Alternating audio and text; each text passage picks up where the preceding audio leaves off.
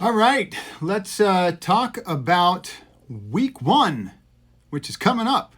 Week zero was the first week that has, a few games just to wet our whistle.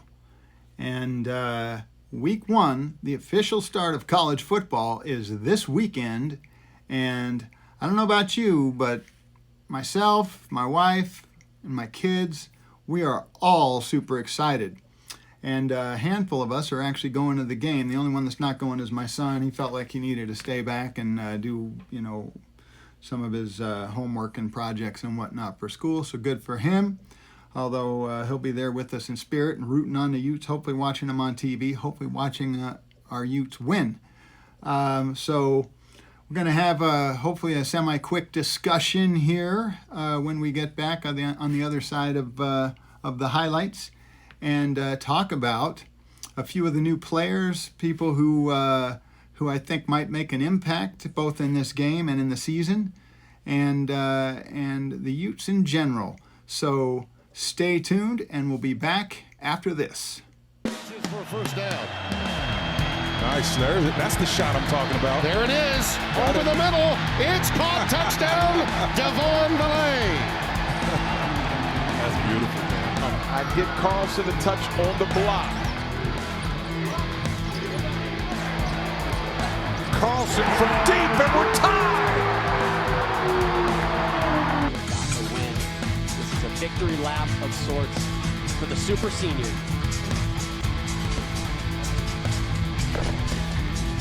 Ginormous double layout.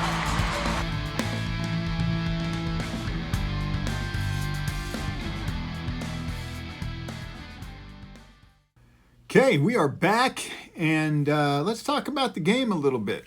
But just a reminder, most of the people that watch my videos are not subscribed. And we're going to have a ton of great Utah content. I think our basketball team is going to be a lot better this year than last year, with some exciting players to watch. So we're going to have a bucket load of that. Going to have hopefully lots of great reasons to just be celebrating through videos and our discussions on the videos. Utah's awesome football team this year.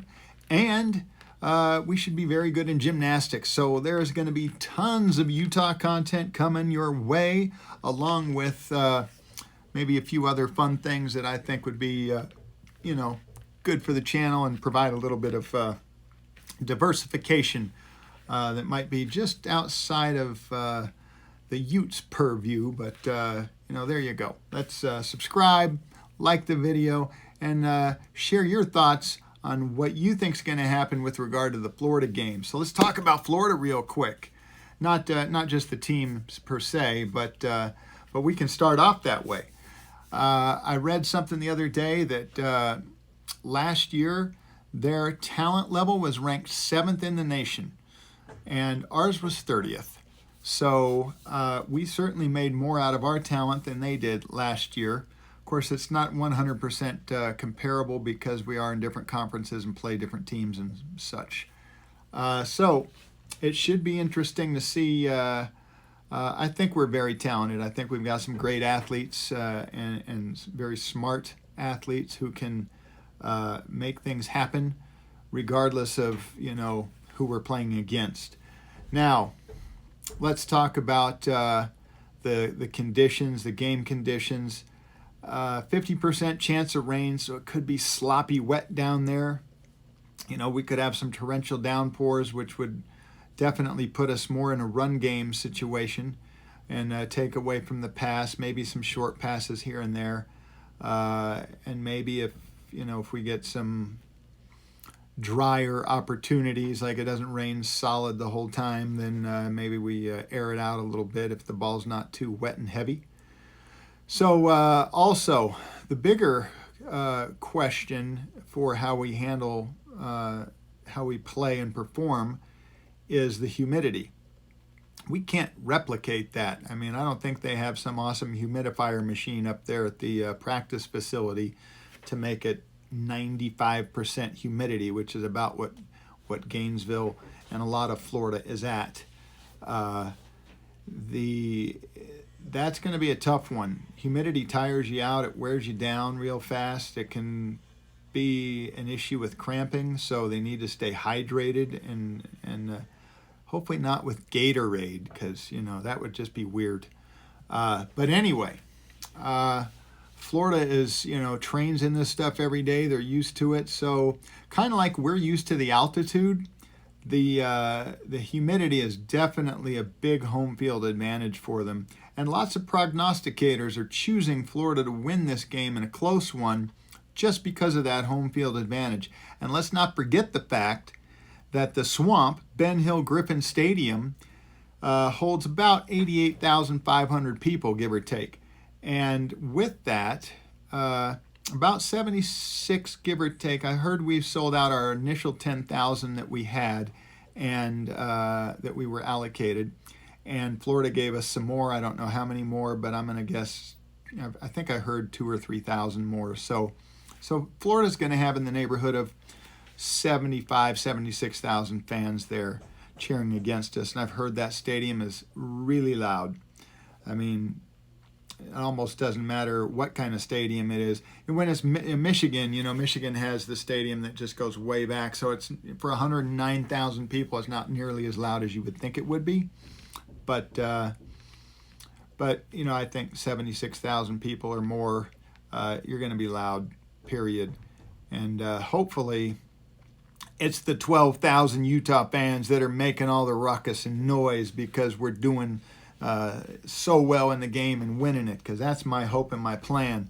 That's why we're going. Are you going? Let me know. What's your watch situation going to be like? You're going to be at the game? You're going to go up to the to Rice-Eccles Stadium and watch it up there? They got a great thing going on. It's like $15 or something for dinner and some live entertainment, and you get to watch the game and everything. So you might want to give that check that out if you don't have other plans. You're going to be barbecuing in your backyard or hanging out with friends in your basement, watching on a big screen. What you going to be doing? So at any rate, whatever you're doing, I hope you enjoy the heck out of the game. And let me know, not only in the comments, how you're going to be watching it, but I want, predict the score and, who might be some of the important players. I mean, obviously, like Keithy and Kincaid will probably be very important. The offensive line is going to be very important. I think, Cam's a given. I think Tavion Thomas, and there's going to be a few new players that I think we might see. Depending on how involved the passing game is, we might see some good plays with Cam Tavele. We might see some good play, or Belay, however you say his name. I'll have to figure that out. We might also see some fun stuff to maybe Money Parks, or maybe some of the freshmen might show up and have a decent game. I'm really looking forward to seeing what Jalen Glover's going to do for us, because I think he's going to be a very good player for us. But, you can't discount the athletes that Florida has. You can't discount the home field advantage that they have. And it's week one. So the other thing that may put us at a little bit of a disadvantage is that Napier is a brand new head coach for Florida. So yes, Utah's been studying game film from when he was at Louisiana, or whatever the exact name of his school was. And yes, they've been studying game film of the Florida players who were there last year so that they could look at and see how they play, what their tendencies are and such.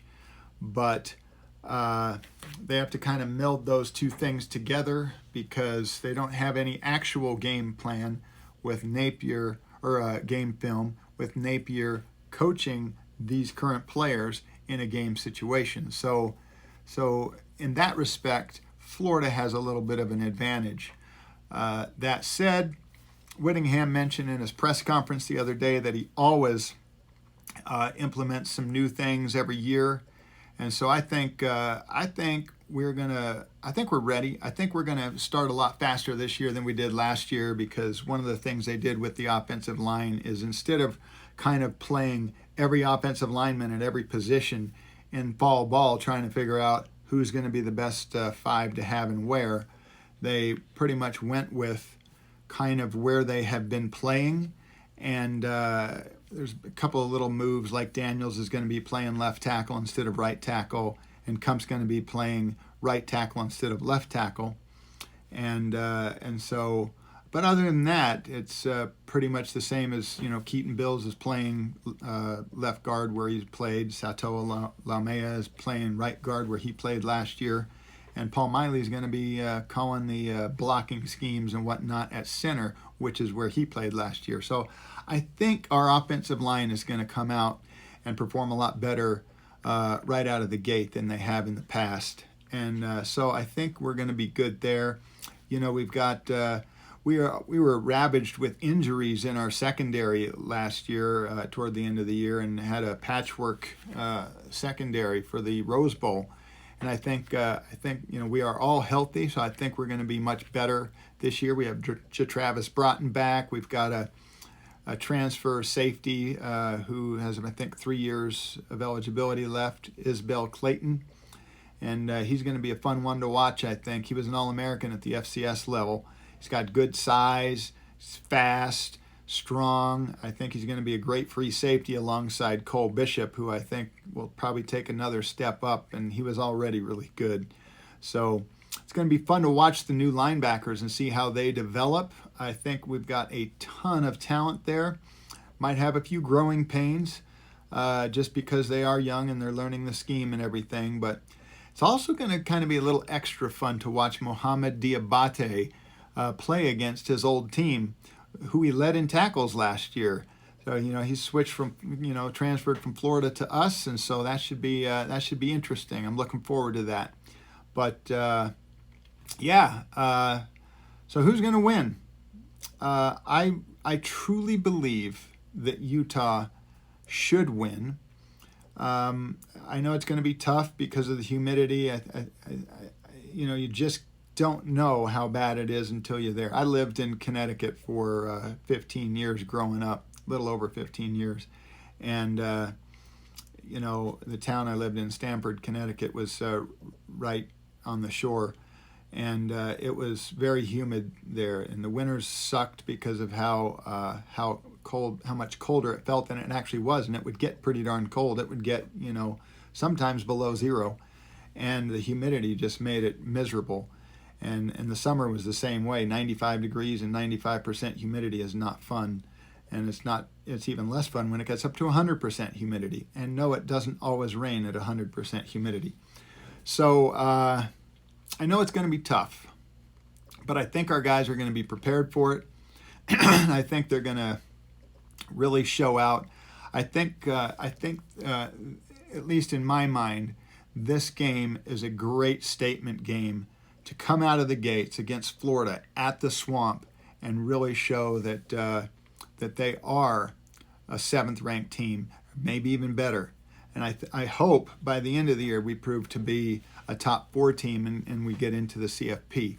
But time will tell on that one. I'd like to say that we're going to, drub Florida. With all the new players on deep, we still have a lot of young players on the defensive line, and with that, we have, lots of freshmen. And there's going to be 2 freshmen playing probably significant minutes in the linebacker core, and Diabate is new to the team and the scheme. So I think we're going to give up more points than we'd like, but we'll see. A little bit weather dependent, and so I think I'm going to give 2 scores. I'm going to say that if it doesn't rain, I think it's going to be a higher scoring game, and so I'm going to say if it doesn't rain, we are probably going to have a game where we score. Let's do the Oregon score. Let's go with 38-28. I'd like to see them hold them in the teens, but I'm going to say Utah 38. And Florida 28 if it doesn't rain. If it does rain, I'm going to say it's going to be more like 24, 27, 28, somewhere in there for Utah to 17 for Florida. I hope there is not a. I hope it doesn't end up where Florida has the higher score than Utah. Not out of the realm of possibilities, nor does that knock Utah out of playoff contention as long as they win out from there, including the. I think no matter what happens, Utah has to win the Pac-12 championship game. But there's a couple hurdles this season. But hurdle number 1 is Florida. That's this week. And it is a primetime game. So wherever you're watching, I hope you have a great game and great time watching. The Utes, if we've got some Florida fans watching this, as we had a ton of Ohio State fans watching my both my preview and my recap of the Rose Bowl. And so hopefully Florida fans are just as classy as 99% of the Ohio State fans were. And I hope it's a good, clean game. And I hope there's, few to no injuries on either side. And I hope Utah comes out with a 1-0 record. You have my score. Leave me your score down below. And we're going to have more passing yards. Here's the question of the week. Are we going to have more passing yards or rushing yards? Now, if it's good weather, I'm going to say more passing yards. And I'm going to say, do we hit 300 yards? I'm going to say yes. I'm going to say Cam starts off on fire and we have more than 300 passing yards if it doesn't rain. If it does rain, I'm going to say we have more rushing yards than passing yards, and I'm going to say Tavion breaks 100 and a few of the other backs get some good chunks, and Cam has a nice running game too. That's my predictions. As always, make it a great week and go Utes.